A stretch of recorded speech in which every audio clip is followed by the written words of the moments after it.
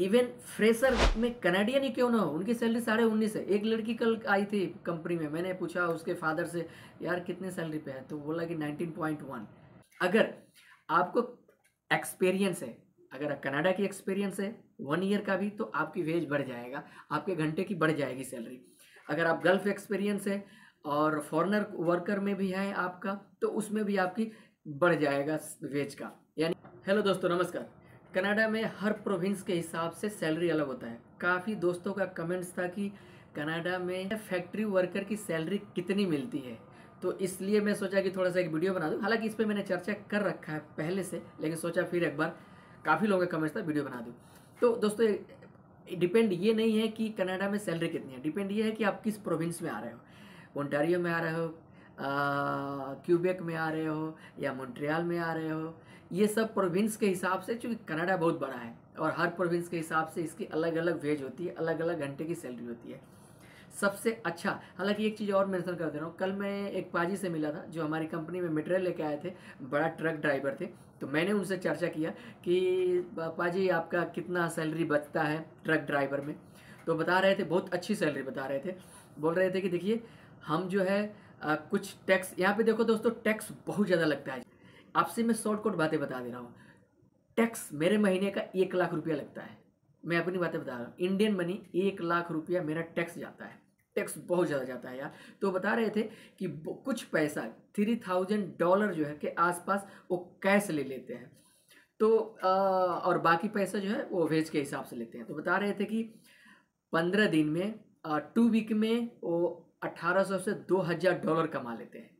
यानी मान के चलो कि $4-5 हज़ार वो महीने के अर्न कर रहे हैं।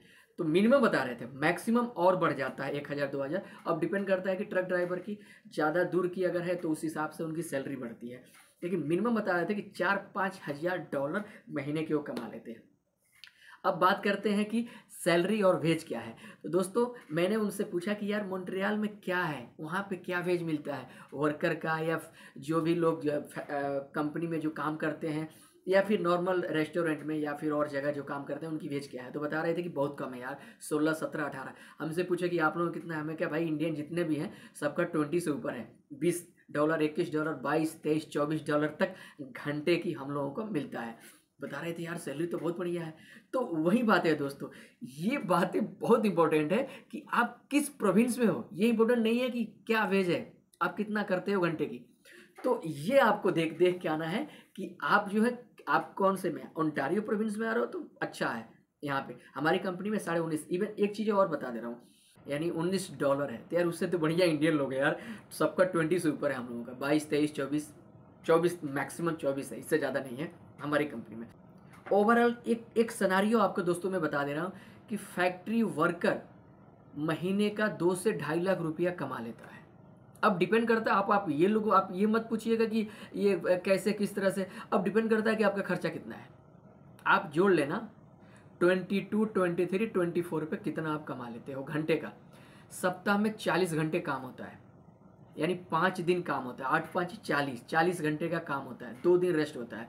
सैटरडे हम लोगों का ओवर टाइम अमूमन लग ही जाता है, तो उस पर 1.5 का 1.5 ओवर टाइम मिलता है। तो एक अच्छा अमाउंट होता है। एक दिन आदमी कर लेता है तो $250, $300, $400 तक मिल जाता है एक दिन का।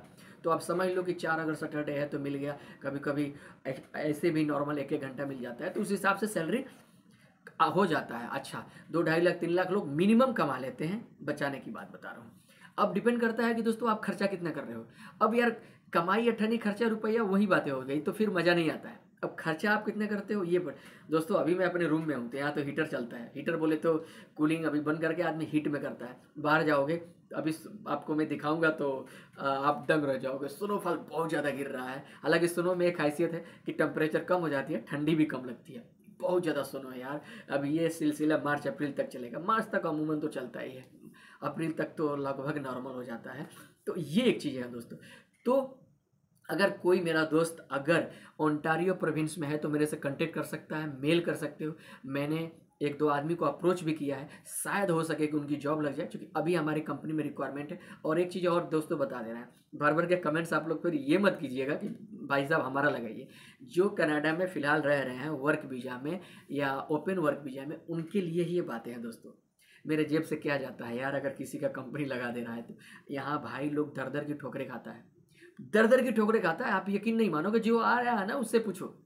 देखो, दूर की ढोल सुहावन होती है यार, दूर से आप हमें डिमोटिवेट कर रहे हैं, आप हम लोगों को, आप खुद कमा रहे हो, आप हमें जो है बलगरा रहे हो, ऐसे नहीं होता है दोस्तों। हकीकत बता रहा हूँ आपसे, यहाँ भी हर कोई आके डॉलर नहीं छापने लगता है।